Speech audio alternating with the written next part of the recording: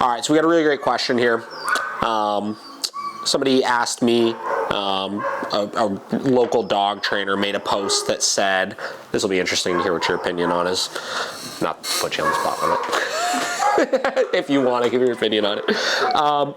So basically, this trainer said that if a dog flies off of a bed after being released, that she will correct it for its overexcited state of mind.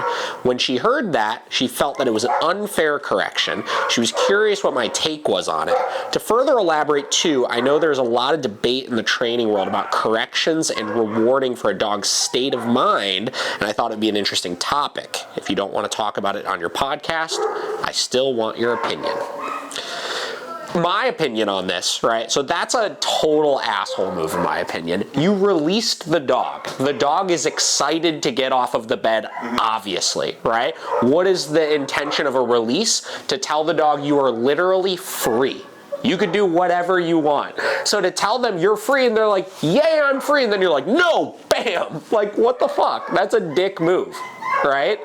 So here's the thing. I fell for all of this like state of mind correcting. I don't want to call it all BS, right? Because there's a point they're trying to get with the state of mind stuff that I agree with. But this state of mind stuff of like the dog's too excited, don't let him be that excited. The dog's too nervous, don't let him be that nervous. This, that, blah, blah, blah. I fell for all of this with Vinny when I first got him, right? Vinny obviously does everything with 110% intensity. It's annoying at times, this, that. And I tried all the time. Like I would release him and he would get hype and I would correct him for it. Be like, no, chill out. I don't want you in that state of mind, this, that. As I'm sure you all can imagine, that got me nowhere, right? It did nothing but create more confusion and more stress with him because those corrections were basically for nothing. He wasn't able to compute, oh, I'm in a level 11 state of arousal and I need to be in a level 8 state of arousal. Like that's impossible for a dog to look at and figure out. And yes, in that moment, it may chill the dog out, but only because they're scared and don't know what the correction is for, right? It's not gonna change their behavior the next time and make them like come off the bed slower or less intense the next time, right? So I think the point everybody's trying to get across with this like state of mind rewarding or state of mind correcting is get the dog to make its own choices, right? So instead of managing your dog with obedience all the time and using bed stays or using down stays, correct for the behavioral problems that you don't like, right? Reward for the things that you do like and get to a place where the dog's general state of mind is understanding of what's expected in just day-to-day living, as opposed to being like, stay there now for a second, right? Stay here for a second. Do this for a second. Do this for a second, where they're like, okay, I'm doing all these things, but I don't really know why I'm doing all of these things. You know what I mean? So it's just being, to me, the state of mind stuff is just being more clear with what's actually expected of the dog, right? And I think that point is good, and if we want to call that state of mind work and correcting for state of mind, we can, but I just look at that as like setting more clear boundaries, and I don't think we need to overcomplicate it and have like a fancy term that we come up with for it. I don't know. That's my opinion. I think in those situations it turns into correcting for emotion.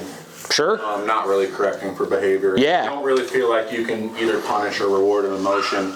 And if their training style is similar to ours and that okay means you're free to do whatever you want to do, you know, first off, I would have to ask, well, what do you actually want the dog to do? And if it's just happy to be training, I mean, that's a really good problem to have. But if you don't want it to get all amped up, you're probably making it worse because now the dog is going to, instead of being excited and engaged to get off the bed to get to the next transitional command or whatever, instead the dog's going to be overstimulated and anxious as opposed to overstimulated but because it's engaged and ready to do the next thing.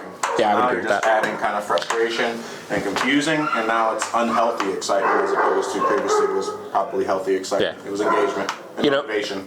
Like if you're really concerned about arousal, right? I always say you have to look at the reason why the dog is aroused, right? If you don't want your dog to get super jacked up when guests come over the house, you need to remove why is the dog getting jacked up in the first place. They're getting jacked up because the person that's coming in is typically jacking them up, right?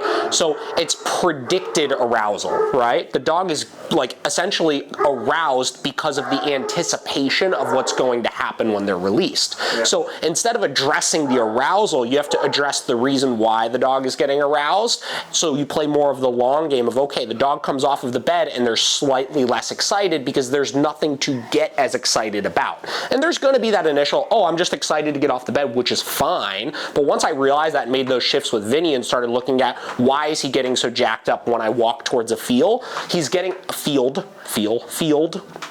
Why is he getting so jacked up when I walk towards a field? Well, because for the first 2 years of his life, every time I went to a field, we trained Mondio stuff and he did bite work and we did really high energy games. So I started eliminating those things and I started walking to these fields and just walking around and not doing excited things and stuff like that. And it went from, I would get to a field, like when I lived in Tremont, I would walk to Lincoln Park, and as soon as he saw Lincoln Park, dude, he would just like freaking lose his marbles, like scream barking, like hype. He would hold his positions fine, but the arousal was there. And I tried all the correcting for it and this and that. And again, it got me nowhere until I started just going to Lincoln Park, bearing with that for a little bit, walking him around, right? And then he started realizing, oh, okay, cool. I'm not getting to do all of these high energy things all the time every time I go there. And then the arousal came down with it. How's he now? Right? Oh, he's cool. Like I could take him to places like that and he's fine with it, right? And he doesn't get super jacked up and stuff like that, right? It's the same deal as like I used to talk about with Vinny, like he was like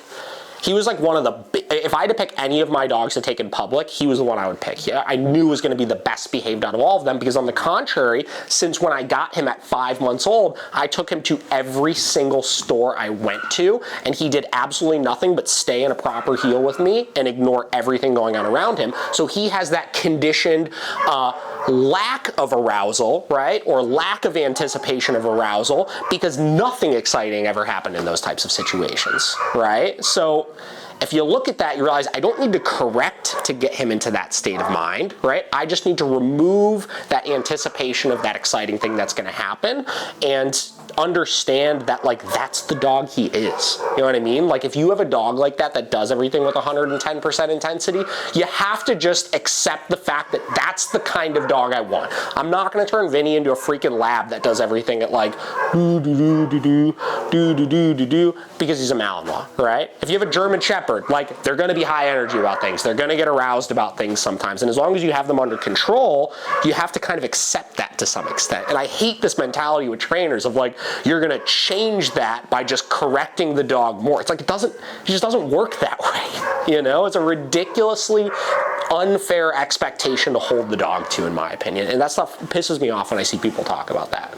The other thing is too, like we're talking about training, you know, why are we training? Because in real life situations, we use bed stays to calm dogs down until all of that energy dissipates, you know, when guests you know, come over, obviously they're going to be super excited. We put them in a stationary command, a bed, a downstay, or a sit, and we release them when they're calm. So, you know, maybe we just aren't using the bed stay long enough. Are we putting the dog into the bed and expecting them to instantly calm down and releasing them, and then getting frustrated because they're still amped up too? Yeah. So, you know, what's the real, like, what scenario are you training for anyway in that situation?